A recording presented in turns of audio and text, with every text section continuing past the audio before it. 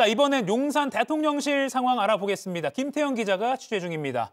자, 김 기자, 윤 대통령의 추가 입장이 나온 건 없습니까? 대통령실 지금 분위기 어떤가요?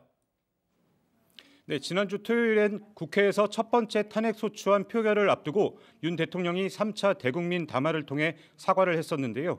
이번에도 혹시나 윤 대통령이 5차 담화를 통해 추가 입장을 내놓진 않을까 했는데 아직까진 그런 움직임은 보이지 않고 있습니다. 대통령실도 공식 입장 없이 침묵하고 있지만 주요 참모들은 지금 이곳 대통령실로 출근해 비상근무 체제를 이어가는 등 내부적으로는 긴장감이 감돌고 있습니다. 지난주와 달리 오늘 표결에 여당이 참여할 가능성이 크고 이탈표 또한 더 많을 수 있다는 전망이 나오면서 대통령실은 사실상 탄핵 가결을 염두에 두고 대비 중입니다.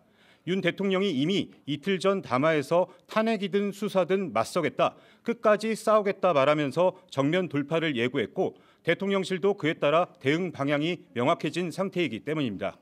예, 그러니까 지난주 토요일처럼 혹시 국회 탄핵안 표결 전에 대통령 입장을 내놓지 않을까 많은 언론도 궁금해하고 있는데 아직까지는 그런 움직임은 없다, 이렇게 정리를 하겠습니다. 자, 그러면 국회에서 탄핵소추안이 가결되면 윤 대통령이 별도의 입장을 낼까요? 네, 대통령실은 이와 관련해서도 따로 입장을 알려온 건 아직까지는 없습니다. 다만 8년 전 박근혜 전 대통령의 경우 탄핵이 가결된 직후 이 국무위원들을 청와대로 불러 간담회를 했고 여기에서 입장을 밝힌 바 있습니다. 윤 대통령이 같은 방식을 따를지 아니면 담화 형식으로 입장을 낼지 또 시점은 언제가 될진 좀 더 두고 봐야 할 것 같습니다. 예, 표결 결과를 아직 예단하기는 어렵지만 만약 탄핵이 가결될 경우 윤 대통령의 향후 행보는 어떻게 되는 겁니까? 네, 이 국회에서 탄핵소추안이 가결되면 용산 대통령실로 국회 탄핵소추 의결서가 전달됩니다. 그러면 즉시 대통령 직무가 정지됩니다. 앞서 박근혜 전 대통령의 경우는 이 과정이 3시간 정도 걸렸습니다. 헌법 71조에 따라 이후 대통령으로서의 권한은 별도 의결 절차 없이 이 한덕수 국무총리에게 넘어가고 대통령 권한대행 체제로 넘어갑니다.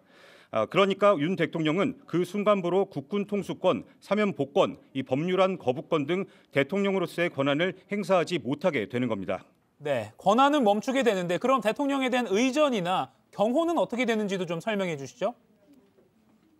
네, 이 직무는 정지되지만 이 대통령 신분까지 박탈되는 건 아닙니다. 한남동 관저 생활은 그대로 유지되고 이 관용차, 전용기를 이용하거나 경호도 그대로 적용을 받습니다.